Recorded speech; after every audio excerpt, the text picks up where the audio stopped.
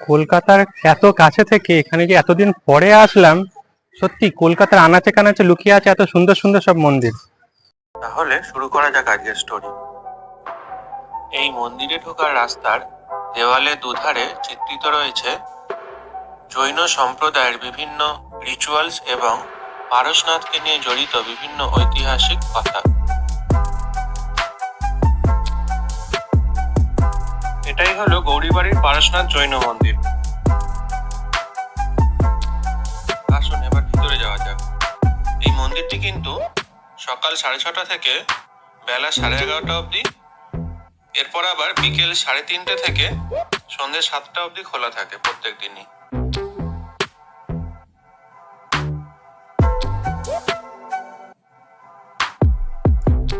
এই শীতলনাথজির মন্দির দর্শনে এসে কিন্তু উপরি পাওনা হিসেবে থাকছে আরো 3টে সুন্দর সুন্দর মন্দির, যেগুলো মাত্র 2 মিনিটের হাঁটা পথ। সেগুলো হলো চন্দ্রপ্রভুজি মহারাজের মন্দির, দাদাজিস টেম্পল আর মহাবীর স্বামী টেম্পল। এবারে আসুন এই শীতলনাথজির মন্দির এবং মন্দির চত্বর একটু ঘুরে নেওয়া যাক।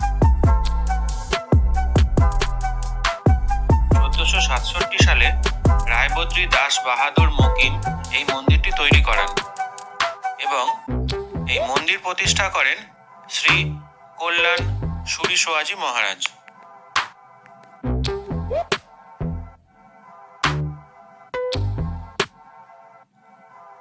মন্দিরের গর্ভগৃহে ক্যামেরা অ্যালাউ না থাকায় মন্দিরের ভিতরের দৃশ্য আপনাদের কিন্তু দেখানো সম্ভব হয়নি। কাঁচ আর সাদা মার্বেল দিয়ে তৈরি মন্দির আর এই মন্দির চত্বর দেখে সত্যি চোখ ধাঁধিয়ে যাওয়ার জোগাড়। আর এই অপরূপ কারুকার্য দেখতে অন্তত একবার হলেও কিন্তু এখানে আপনাকে আসতেই হবে। এবার আলোচনা করা যাক কিভাবে এখানে আসা যায়।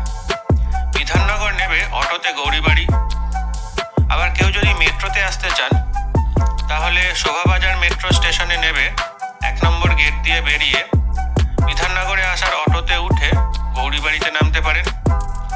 কেউ যদি হাওড়া থেকে বাসে আসবেন ভাবেন তাহলে বেস্ট অপশন L238। L238-এ গৌরীবাড়ি নেবে হেঁটে কিন্তু পৌঁছে যেতে পারেন এই সুন্দর মন্দিরটায়। মন্দিরের অ্যাকচুয়াল ঠিকানা বদ্রীনাথ মন্দির স্ট্রিট, মানিকতলা, খান্না, কলকাতা 7,06,000। সত্যি এই মন্দির আর মন্দির চত্বরের শোভা আপনাদেরকে মোহিত করবেই। কলকাতাতেই, তাও আবার এত কাছে, একবেলায় ঘুরে দেখার জন্য এই জায়গার কিন্তু জুড়ি মেলা ভার। তাহলে দেরি করে লাভ নেই, বন্ধু বা পরিবার পরিজন নিয়ে চলে আসুন এখানে এক সুন্দর পরিবেশ আর নিজেদের মতন কিছুটা সময় কাটিয়ে নিতে। এবারে চলে আসলাম মন্দির চত্বর লাগোয়া এই বাঁধানো জলাশয়ের ধারে। জলাশয়টি কিন্তু ছোট হলেও এখানের কচ্ছপ আর নানান রঙের ছোট বড় মাছের ঝাঁক জলাশয়টির শোভা বাড়িয়ে রেখেছে। অনেকেই এখানে মাছেদের খাবার খাওয়াচ্ছে। এর দৃশ্যও কিন্তু এক অন্যরকম।